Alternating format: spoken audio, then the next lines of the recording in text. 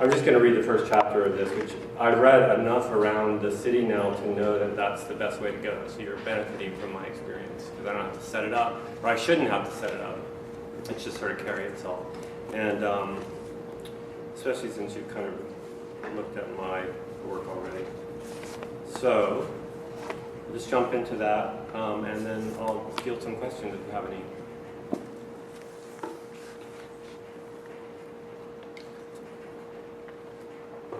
See if I can read it without my. I always feel like these glasses age me so much. My vanity. Let's see if I can do it. Yeah, I need these. Every time it's a little more decisive. You need it.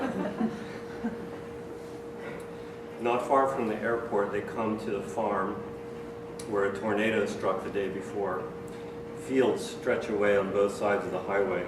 It has a way of fleeing into its own interior, all this wide open Camden space, retaining a vast, dwarfing privacy, in the face of which Lewis is feeling a familiar weightlessness and drift. He tries to concentrate on what his mother is saying in her newly acquired language about Fujita scale, mesocyclone, shear. She's started, or is about to start, a storm-chasing business. Angry goddess?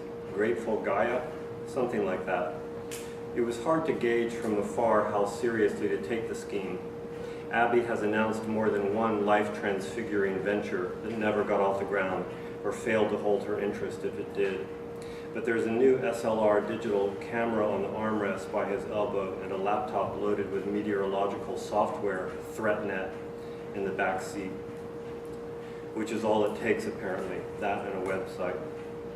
A red pickup jacked high on oversized tires slows to rubberneck too, and without a glance in the rear view, Abby follows it across the slow lane like a wingman, then comes more or less to a halt beside the guardrail. Cursing under his breath, Lewis twists around in his seat to be sure they're not about to get rear-ended. The coast is clear, but back along the horizon behind them, a low, ominous wall of cloud has sprung up, its bruised underbelly lit up by a wash of lightning as he watches. Facing forward again, he decides to keep this development to himself, lest she get a look at this squall line and decide to chase it too. He finds the hazards button on the unfamiliar dash and pushes it in, and Abby leans over the steering wheel to see past him. He spots a slight sag in her jawline and feels petty for noticing it. She's essentially as beautiful as ever, if anything more glamorously so than he remembers, with expensive-looking highlights and an outfit of some chic, diaphanous material, spotlessly white Grecian sandals. Anyway, she was the one to first call attention to it, the incipient sag, back when she was seeing a plastic surgeon, Rennie. They broke up before she got the free work done. On the tailgate of the red pickup, which fills the view ahead like a small movie screen, is a bumper sticker of an attack helicopter with the caption, "Who's your Baghdaddy?" Wow, look at that, Lewis, Abby says, lifting her chin in the direction of the farm. Turning, he encounters a dim reflection of himself in the passenger window, the full beard, grown out slightly ahead of the New York fashion curve, seems to have lost its quotation marks in transit. He looks like a laid-off lumberjack. He rolls the window down, and hot, dry air with an acrid chemical trace pours into the SUV. Other than a downed stand of trees, the trunks held intact by skin-like strips of bark, there's not much to see. Then Abby eases the car forward, and a mangled metal shed comes into view. She has the new SLR out of its case. "That's where the meth lab was," she whispers excitedly, as if they're near skittish safari wildlife. Lewis notices dull silver gas tanks lying scattered on the ground, curled rubber tubing. A length of yellow police tape has been looped around the area, one end of which snaps in the wind like a striking snake.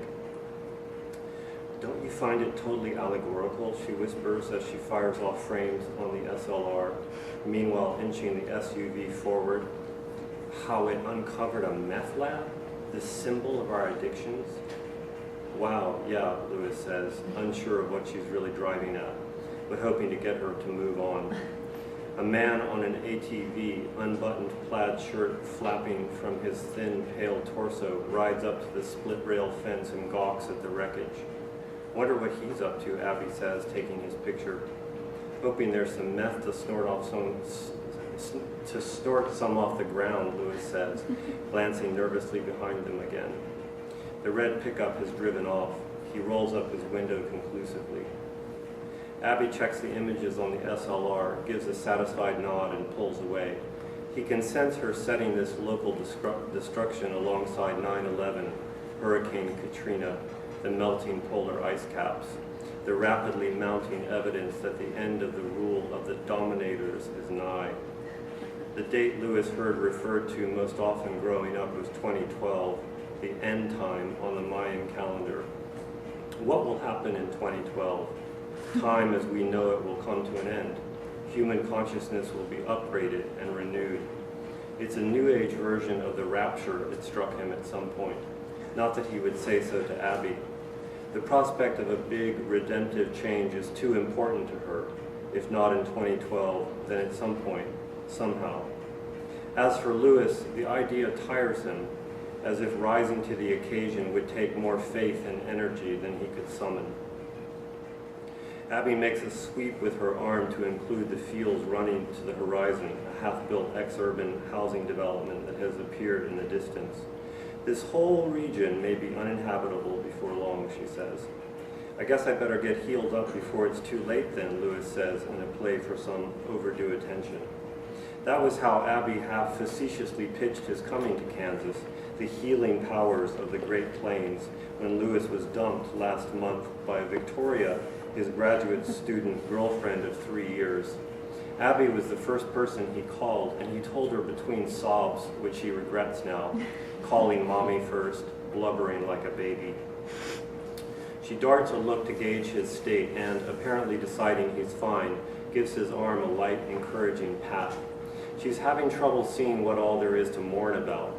Abby was bored and a little mystified by his relationship with Victoria, try as she might to conceal it. It struck her, he sensed, as prematurely middle-aged and turned in on itself, the yearly rituals of Victoria's family that Lewis so quickly became absorbed by, like the opening of their summer house on the Connecticut shore. And how, of all the amazing women in New York, the rockers and artists and fashion designers, did Lewis settle on this rather prim, rather dour Emily Dickinson scholar? Abby would have preferred he date around, lead a more varied and interesting love life, one more like her own. Lewis had thoughts like this too sometimes. His reward for nobly ignoring them? Being dropped for a Rhodes Scholar named Andrew Feeling. One thing that I found really refreshing about Wichita is the realism and that it stays really loyal to realism. But at the same time, it's interesting because there's so much alt literature happening right now and experimental literature, and I was just wondering if you were consciously resisting that, or you were just I don't know. That's a great question. I mean, that is something that I feel like when I turned to writing narrative, I got a lot more conservative than when I was writing poetry, and I actually find a lot of the experimental fictive stuff of no interest. It's like I don't aspire to it, I don't even read it. Whereas when I was writing poetry, I read avant-garde and I wrote in an avant-garde vein, and I think that I just kind of got my fill totally of that and the whole thing. And that when I came to writing fiction, I went back to my pre-poet stage, which was going back to where I come from, which is much poppier and kind of more mainstream. Like when I fell in love with writing, I was reading I don't know, Barbara Guest, I'm trying to think of the title of that, the one they made into a movie, Ordinary People or something, or John Updike, or best what else was I reading? I don't know, even Salinger or something. Yeah. Something that's that's quite a bit more accessible. And I think, and I have even a kind of, if I had more energy and I didn't get so self-conscious and irritated when I would write position papers, I would attack avant-garde fictive stuff. I have an intellectual position where I can get really irate about it. Yeah. If I hear it, I'm like, what the, I can get really worked up, but I know personally that I can't handle writing that. I get too self-conscious. But we'll talk about it. You want to get me really worked up, I can. But I gotta ask the question though, like, when you say realist, that's so problematic for me, because what's a realist novel? I mean, it's still conceived, it's still contrived, you're still making it up. I mean, no, you're not trying to reinvent the language. No, I'm not. It's very conservative. You're shaping it, you're... Right. No, all I'm hoping to do is absorb people and hold the reader's attention in an already established aesthetic form. That's all. I don't aspire to reinvent it in that regard. But I know what I think works for me is to absorb me, what I believe. Do you see what I'm saying? What's plausible. Plausible to you as being like life? Yeah, like life. Like another writer I was thinking that occurred to me in a second is like Mary Gateskill. When I first read Mary Gateskill, like, that's my life. That's my downtown life. Now, why? And I think that was... Mary Gateskill as realist? Yeah, or bad behavior? Yeah, it's totally realist. I work in a bookstore. I work for this many hours. I have a girlfriend. She deals drugs. And I'm seeing this other girl who works at the bookstore. And this is the way the affair goes, and this is the way it collapses. Absolutely true to life, you know. And to the extent that it was true, I was like, she's depicting a sphere of experiences mine, you know, and I was like, I thought, oh, that's great. She's like the voice of my generation, you know, in that sense. Yeah. Accessibility. Pardon me? Like accessibility, I think, is one word that you were... But also calibrated to plausibility, you know, like nothing freaky happens in that, and but that's fine. That's plenty. Life is freaky enough. Yeah, life is freaky enough, but also just to get it right, I find so difficult. Yeah. That to me, part of this is starting to get at what I find irritating about experimentation is like, to me, it's as if they've solved that problem. But I like to see them solve it. You know, it seems like it's unjustified to go on and act like, oh, we played that out. That's done. I find that like indefensible somehow. Can you talk a little bit about moving from being a poet to a memoirist to a novelist and what that transition was like? Yeah, that was for me really a big one. You know, it took me a while. I think when I was your age, I wanted to write fiction, but I couldn't do it, or to my satisfaction. I felt like I got really preoccupied with the details and mechanics of getting someone up out of the seat and out the room. And I was reading a lot of very cerebral, very highfalutin fiction like Pynchon, that I thought that was my standard. I thought I had to write like Gravity's Rainbow, or it's not worth writing. So I thought, oh, you've painted yourself into a corner in some way. You're not going to be able to write that way. So you've just got to do what comes more naturally to you at the time, which is poetry. And it's also intellectually really rich at that time. Language poetry I found like really interesting. So I did that, and then I kind of painted myself in a corner with that, and I thought, you know, this is getting so dead. You've got to find your way out. What do you really know? And so I wrote the memoir about surfing, which struck me as about as unlikely a subject as Wichita in a way. I like that. I mean, in terms of challenging myself to make something unlikely come off, that was what I liked about it. It's like, who cares about surfing and why and what? And no one knows about it. No one knew about it. It's more fashionable now, due to the book, of course. But now there's been 2 or 3 explosions of popularity of surfing since that book came out. Not that it sells any better. But so it was just kind of like, can you write what you know, like this thing? Can you just stick closely to what you actually know, and you'll probably be able to write narrative. And then having done that, I got a little bolder and wrote a novel. And now having written this novel, I'm getting a little further from my actual experience by writing something I cannot, no matter how much you pay me, tell me. No, whatever, my next project is just like a little more complex, historically complex. What is it?